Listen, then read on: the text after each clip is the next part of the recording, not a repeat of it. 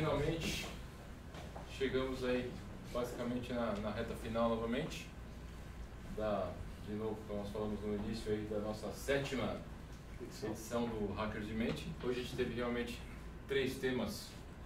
Eu não sei qual foi a sensibilidade ou sensação de todos aqui, depois basicamente aí de 4h30 basicamente. Então vamos relembrar os temas. Quem apresentou? Qual foi o primeiro tema? Como? Não foi quem. Foi o tema. Propósito e missão de uma vida feliz. É importante ou não? Sim. É importante? Importante, muito importante. Segundo tema. Qual foi o tema? Pessoas de alta performance. É importante? Sim. Se você não for de alta performance, invariavelmente vai ser de média ou baixa. Certo ou errado? Certo. De média ou baixa. E às vezes querendo, obviamente, as recompensas da de alta. Eu quero a recompensa da de alta, mas eu ajo como média ou baixa. E aí como é que funciona isso? Não dá certo. Não dá certo. O Gustavo, ele basicamente veio aqui, ele utilizou toda a energia dele, acho que todo mundo viu isso.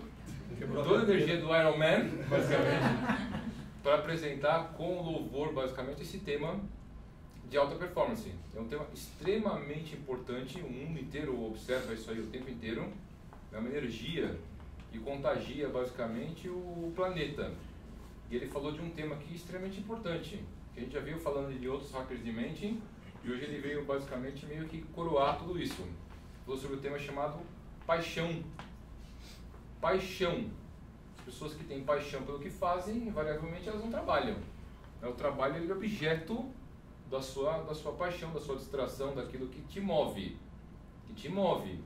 Falou alguns pré-requisitos, algumas lições, inclusive do presidente de Harvard, sobre a visão dele depois de uma pesquisa com 200 executivos por 2 anos, foi isso, né? Você falou?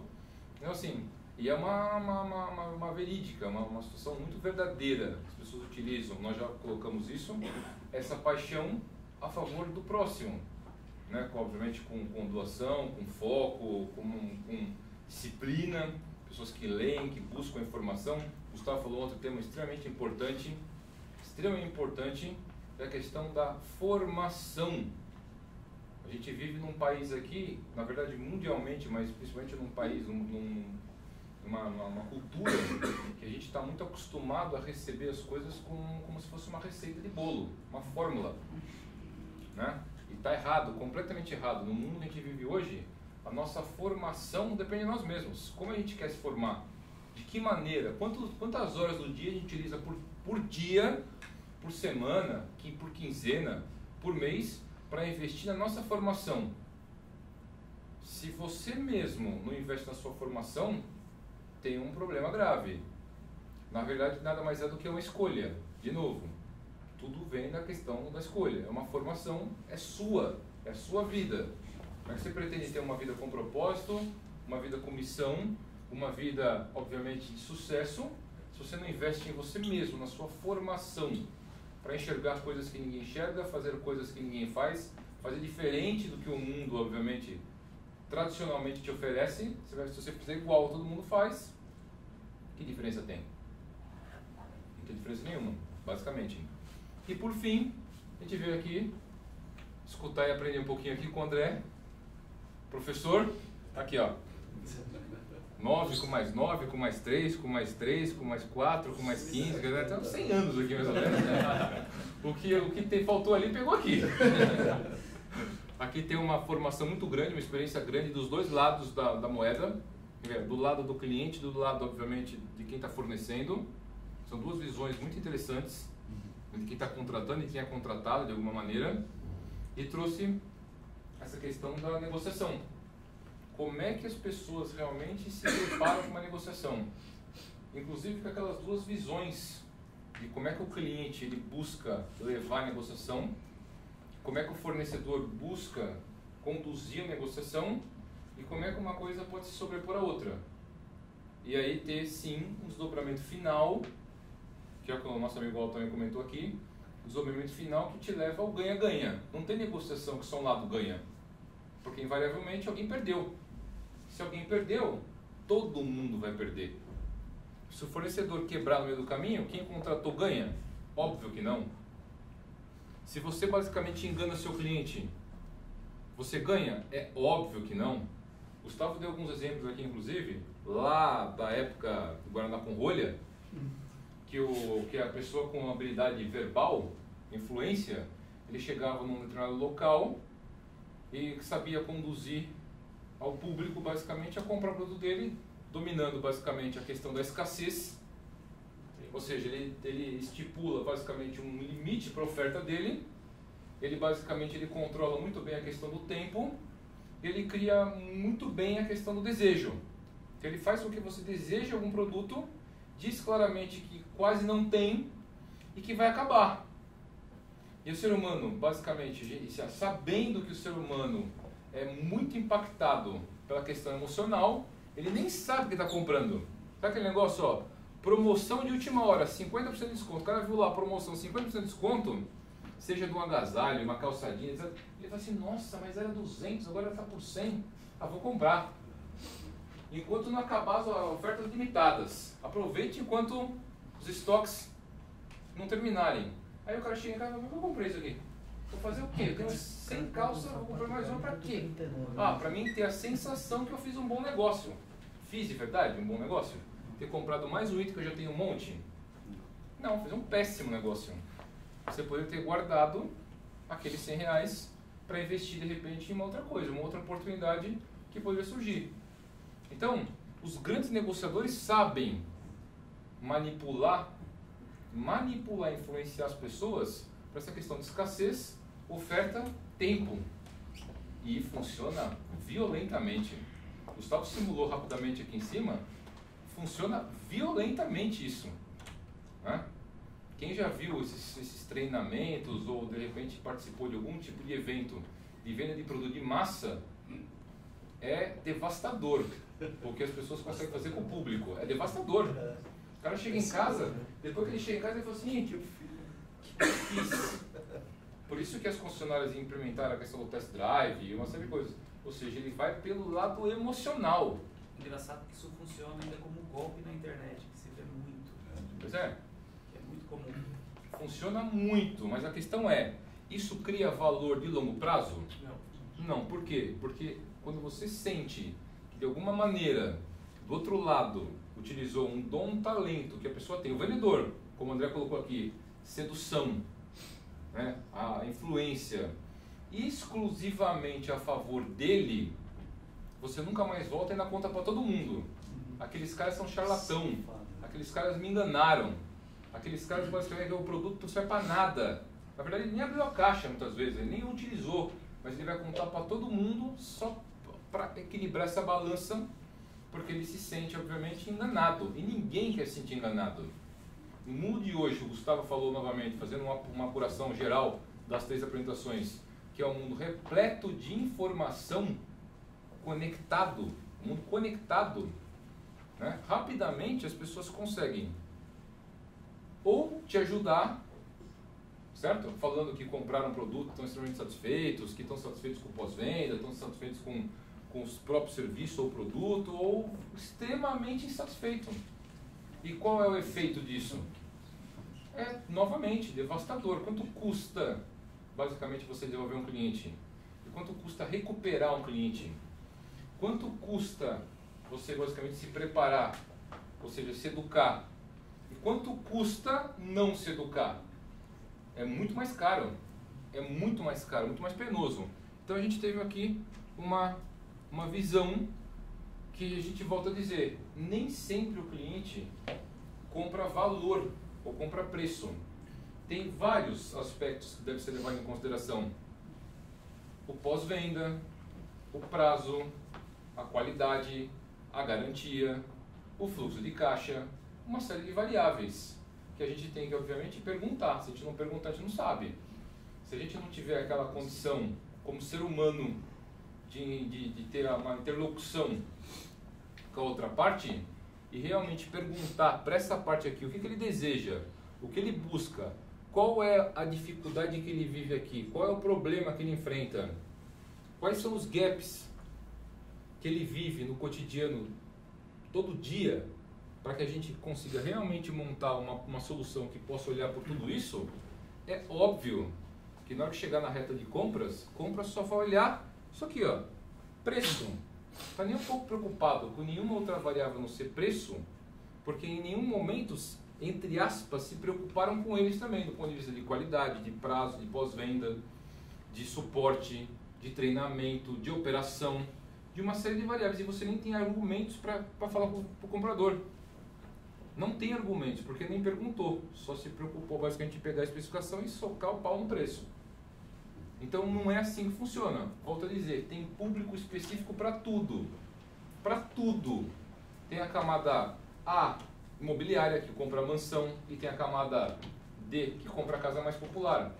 Dentro de um avião, tem a primeira classe, classe executiva, classe econômica.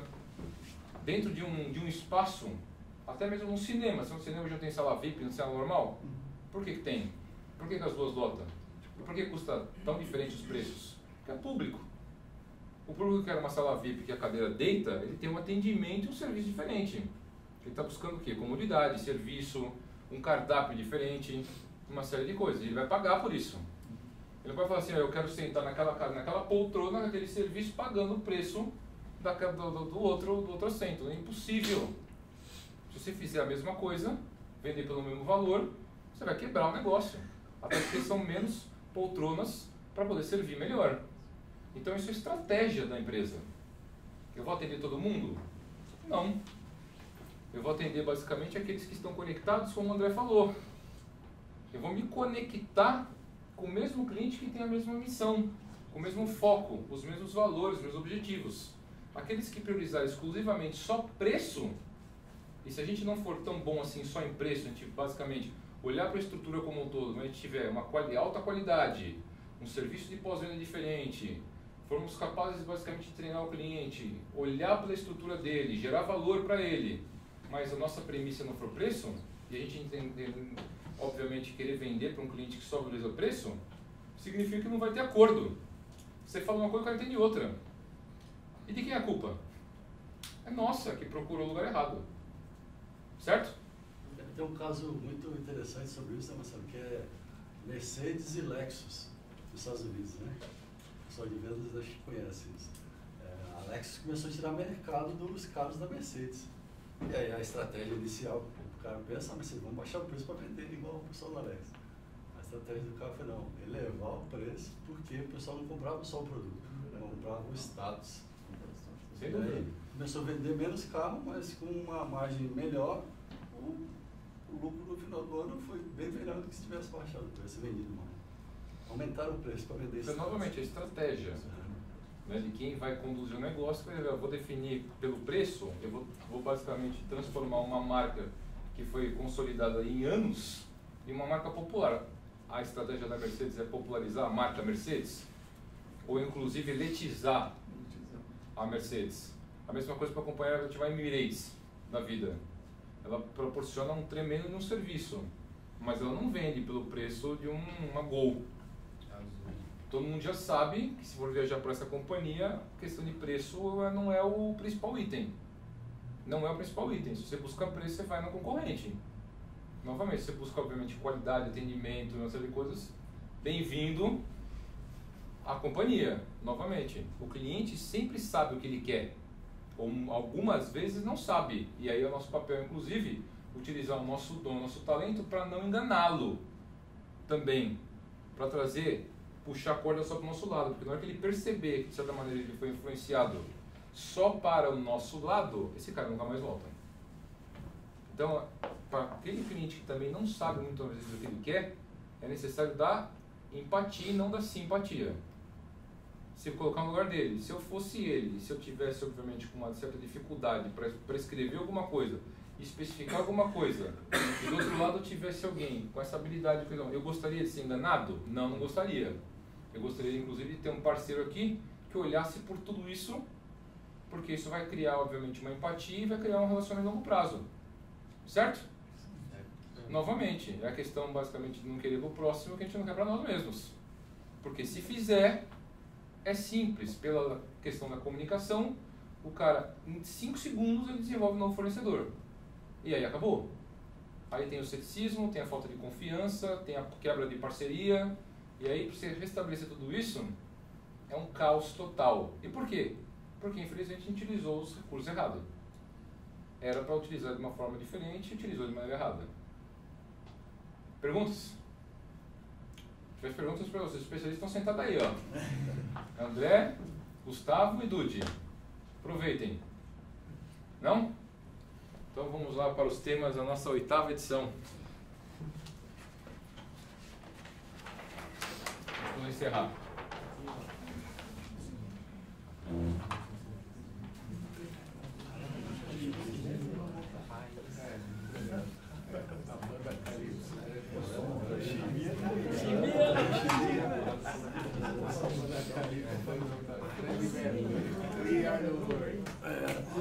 Então, o feminino foi 3, não. Mas foi 3 homens, tem que ser 3 mulheres. 3 homens agora tem que ser 3 mulheres. 3 meninos agora. O Henry. Tem que ser outro, né? Eu aprendi de novo. Eu já vi. 3 meninos, o Henry eu já fui. Eu vou de novo, filho. Lá e o Chimba.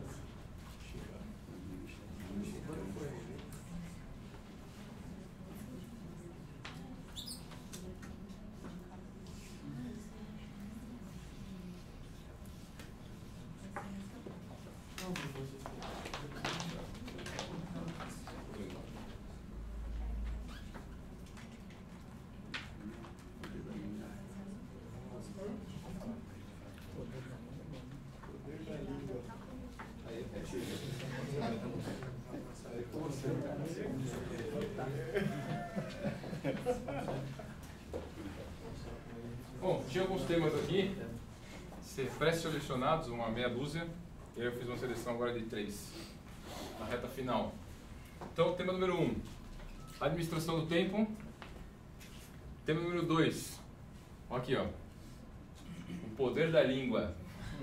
O poder da língua. Fundamental isso aqui, hein? Ou seja, palavras não voltam mais. Falou, falou. Onde bateu, ou constrói ou destrói. E 3, satisfação do cliente. Que cliente é? Todos. Nós, enquanto seres humanos, somos clientes, né? Hoje o Gustavo perguntou aqui, quem é vendedor?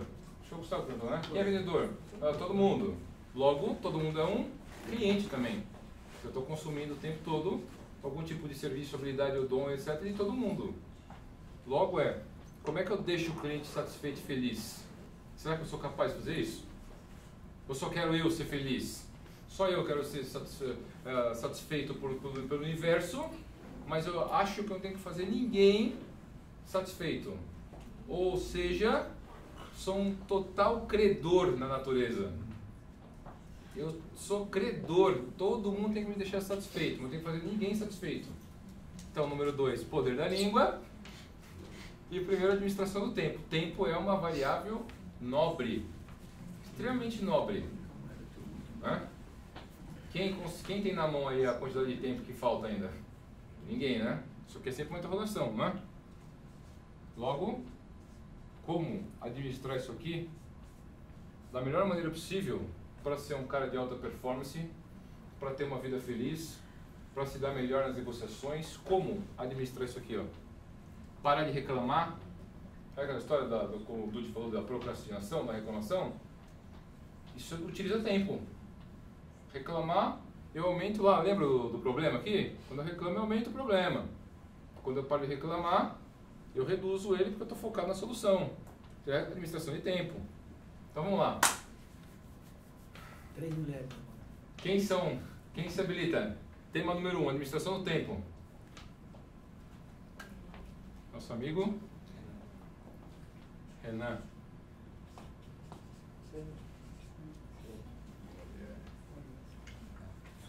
Renan, responsável pela administração do tema. Nobre o tema, hein, cara?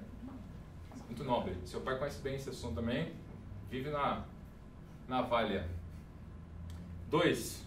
Poder da língua. Quem é que vai falar sobre o poder da língua? Quem é? Pode ser em conjunto, hein? Aqui, ó. Trabalho em equipe, hein? Tá instigando. Porque pode ser trabalho em equipe, hein? Dali 1, dali 2. Monique.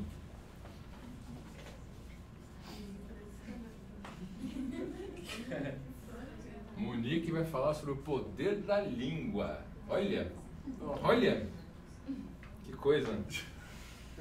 Tem ganhos bons. Quantos você tem? 25? Ó, vai ter muita coisa para ganhar daqui para frente. Vai aprender bastante aqui, ó. Muito bom. E terceiro, satisfação do cliente. Quem é que vai falar sobre satisfazer o nosso cliente? Lembrando que cliente é todos. Não é só o cliente porta para fora. Qualquer pessoa que você se relaciona é seu cliente. Mundo livre, as pessoas são livres o tempo inteiro. Logo, só está próximo de você quem escolhe estar. Como é que você faz para as pessoas estarem próximas de você? Deixando elas satisfeitas ou insatisfeitas? O Thiago sabe responder isso. Thiago não. Thiago não. Sou bom? Vamos lá. Satisfação do cliente. Vamos organizar melhor que tem muito. Olha, mãozinha erguida, hein? Gosto disso. Leila. Leila. 3 minutos. Trio de ouro. Você anota, Lívia? Anoto. Então, tudo 18 de do ouro. 7, a próxima. Quando? 18 do 7. 18 do 7? Isso. Então, pessoal, anotem aí, ó. 18 do 7, nossa 8ª edição do Hackers de Mente. Tema número 1, administração do tempo, Renan. Tema número 2, o poder da língua, Monique. Tema número 3, satisfação do cliente, Leila. Né? Eu peço para todo mundo providenciar os seus respectivos treinamentos, me procurar a minha, a Vívia, um pouco antes do treinamento para a gente poder olhar de forma geral. Agradeço antecipadamente aí por terem se colocado à disposição para ministrar esse treinamento para todo mundo. Lembrando que quem prepara é o primeiro a ganhar. Sempre assim. Sempre assim. Quem fica tímido em receber, o que acontece? Perde a oportunidade. E quando você prepara um treinamento, você é o primeiro a ganhar o conhecimento. E esse conhecimento, tem um tema aqui que eu ia colocar, mas vou deixar para não sei se é a 8ª, 9ª, 10ª, etc., que é gestão do conhecimento. Que é extremamente fundamental e importante também, mas conhecimento é que nos leva à escolha, que nos leva às atitudes, às ações, que nos leva aos resultados. Logo, se não tem conhecimento, não tem escolha, que não tem ação, que não tem resultado. Ou tem, tudo ao contrário, né? Lamentavelmente, no caminho oposto. Então, agradeço a todo mundo pela presença de hoje, pelo dia e pelo prazer.